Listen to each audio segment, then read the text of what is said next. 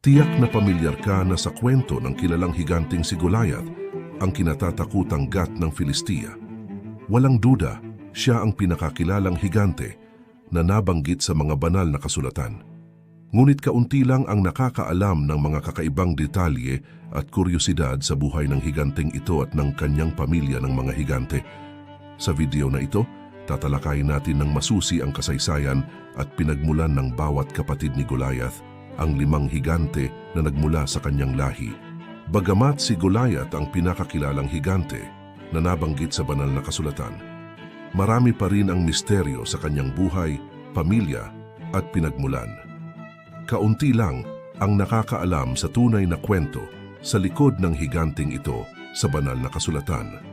Sa kabila ng mga katanungan at kuryosidad sa kanyang buhay, may aspeto na karamihan sa mga taong kilala ang kanyang kwento ay hindi nila alam.